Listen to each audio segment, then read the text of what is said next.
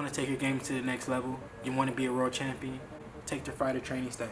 Victor Conte's fighter training stack has brought me to the next level. Everything that I take on a daily basis, the fighter training stack is the best thing out right now. Devin Haney, I'm Snack Strong. Get it now, right now.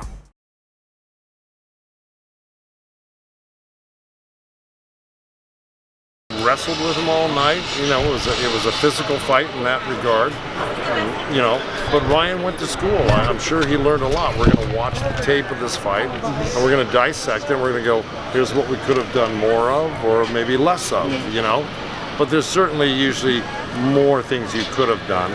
But we'll save that for another day. But as far as today went, I thought after being out for a year and a half against a guy who's got 30-something wins, maybe 31 wins. He's only lost one fight, and that was very early, maybe his first fight in his career. Hasn't lost since. That's a heck of a guy to take on for a comeback fight, you know? It was no easy touch. He had a great chin. You know, those guys from Ghana are very tough. That's where Azuma Nelson came from. Ben Tagoe. I trained a bunch of guys from Ghana. Claudia. Yeah, Claudia as well. And they're tough guys. They're trained well. They're very strong men, and they're well schooled. So, you know, I knew right up the people go, oh, it's a 1 or 2 round knockout. I go, no, I don't think so. You know, I thought it would go 5, 6, maybe 7, but I certainly thought we might have him out by 9, and we almost did a few times. But the guy was in great shape. He came in great shape. He took a good punch. He survived good punches, but he also held on smartly. He moved around. Some would say ran smartly. So he fought he fought a smart fight in terms of surviving. It really wasn't a performance on his part to win. See, unless he thought he was going to get lucky with some overhand right, which was not going to happen. Joe, so yeah, I'm sorry. No, it's all right. But go ahead. Does he remind you at all of your late great champion Diego Corrales, Ryan? Well, you know, Diego Corrales, when we got together, was 27 years old, so he was much more mature, much more experienced, and a different fighter at that point. Ryan certainly has possibilities to be in his own way as great as Corrales is. Corrales is a different fighter, a whole different style. I know some things may remind you of that, but not really. Ryan has the possibility of becoming one of the big superstars of all time. Look, he just turned, I mean, he's 23, he's going to turn 24. He's only had 21 fights. It's not a lot of fights. It's the first time he's gone 12 rounds ever. This kid is growing right now, mentally, spiritually, physically, in every way. Give him a couple years, and it's going to be over. It's going to be over. Ryan's always gunning for a knockout. What did you tell him when Tagoe would just refuse to engage? You know, what were you telling him? Look, you can't say go for the knockout only. You know, you have to tell him how to go for a knockout, and that's what I was telling him. You know, you gotta work your jab, you gotta work your way in. Don't back out a lot. So after a certain point when the guy's running, I mean, why even back away from the guy? So just keep the pressure. Sometimes you gotta keep a pressure on a guy and be relentless about it.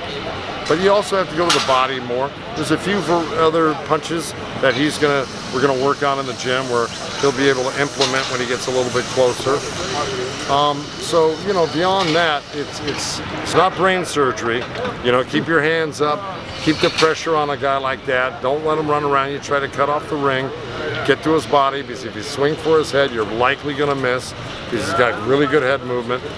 And you know, we accomplished most of that. We just didn't knock him out, but we almost did. But you know, we ran the table. You know, I thought we won every round. So it's a great experience. At the end of the day, De La Hoya said it. Bernard Hopkins said it. They know how important it is to have competition. You can't just have guys that always just get knocked out on their first punch. To grow in this game, you need to fight guys that can test you, test your conditioning, test your mettle, test your heart, test your skills. And I think this guy did all of that tonight, and we still came out on top rather handily. So it's a great experience. You know, you can't be disappointed because we didn't knock him out. I'm certainly not. I've been around long enough to know a 12-round win over basically an undefeated guy is pretty damn good. Joe, after your first fight with Ryan, we can move that way. They need to move this side. What's that? We can still do it, but we have to get off the cable. Do it again. Oh, yeah. They just need to move this. I don't want to Yeah, get just get off the cable. Yeah. We don't want to too many cameras together. Thank you, guys. Yeah, you're welcome. Joe, after your first fight, I know it was mentioned that the tank fight might be at the end of the year. Would you want to go straight into that I don't fight, know or anything about a tank fight. Nobody of any relevance has said we're fighting Tank. Now that would be Tank's promoter, Tank's manager, or Tank himself. I've heard nothing about that. Has Tank been mentioned by a lot of people? Yes, but there's nothing of substance that's ever been directed towards me or our camp that I know. I mean, certainly a possibility one day. In a perfect world, how soon would you like to see him get back, and what type of opponent? I would like to have, look, when you come out of a fight unscathed, okay, I think one of the downsides of boxing in the modern era is fighters don't fight enough. You know, most of the guys that, you know, I grew up trained with, they all had 65, 70, 80 fights. They fought tough and they fought often. And that really, so, you know, when you became champion, you held on to it for a while because you had that experience. So the answer is, I'd like to see Ryan get back there ASAP. Why? No hurt hands, no cuts, no bruises, no bumps. You know, great workout. Take a couple weeks off, get right back in the gym. See, I'm not one to say you have to do something at Caesar's Palace. Hey, I'll go anywhere. I'll go to an empty lot in, you know, Pomona and fight. Just, I want to keep my fighters busy. It's how they learn. It's how they stay in shape, quite frankly. Both you and Ryan mentioned, you know, that you guys learned something from this fight. Is there something specific that stood out for you? That what? I'm sorry? Both you and Ryan mentioned that there was something you guys learned from this fight that you got out of it. Is there anything specific? Well, again, I mean, if you've never gone 12 rounds, that stands out as something you just learned, okay? You learn that you can go 12 rounds with a legitimate guy, not some guy that came here to lay down or not to win. The guy came here to win and fight his heart out and train very hard. He trained in Florida. We just didn't fly him in over a plane. He got off and came to the ring. No, he went to a training camp just like we did. And, you know, you learn that not everyone is going to fall when you hit them. So are there other ways to make a guy fall? Yeah, you can always add a variety of punches that you can start working on that aid and abet you in deconstructing your opponent. And that's something that we're going to dissect the fight and go to work on and say, hey, here's what we could have done a little bit more of, or you've got to start using this particular punch. It's a lot of things. There's a lot of minutia. It's hard to say until you really break it down. All things considered, you know, it's your first fight together with Leo. How would you grade Ryan's performance overall? Oh, I'd give him an A. Look, 15 months off against basically an undefeated fighter. I mean, didn't get hit. Showed great conditioning. Punched hard all the way to the end of the fight. Hurt Tagoe, I think in the 10th or 11th. Hurt him later on in the fight. Look, you know, Tagoe was holding on for the most part. You know, as we say, holding on like a barnacle for, you know, most of the rounds. And so, you know, it's part wrestling match, part fight. But I give Ryan an A for his determination, for being off 15 months, coming back and showing that type of conditioning, because it's, you know, fighting and working out are two different things. But if you fight often, that becomes regular to you. It's like playing baseball. If you're sitting on the bench, you don't get at bats, you know, you're not going to make a lot of contact. You got to play every day to get good. And same with fighting. You know, you can't just practice every day. You got to play the game with legitimate competition. And the only way to do that is get back in there and fight. Mm-hmm. All right, Paco? Great. All right.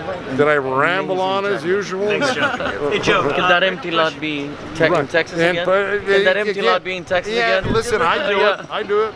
Instead of Pomona, could you make it in Texas? It's closer to my house. Will you give me a break? we know that, but we would love that empty lot to be the Alamo Dome's empty lot for the next fight.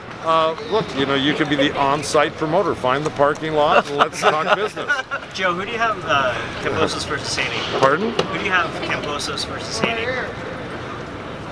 I was asked that before, and you know, that's a pick'em fight to me. I think Kambosos riding high after his big win over Tagoe. I think he showed a lot of skills.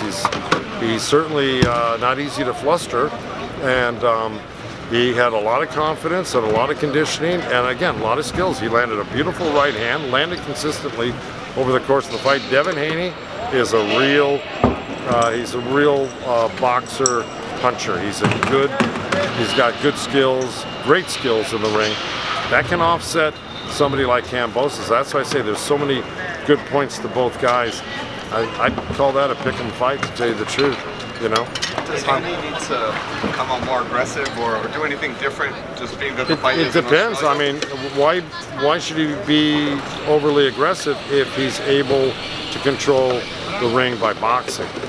You know, which is his forte, wouldn't you say? I mean, he's a really good boxer, puncher from kind of mid-range, right?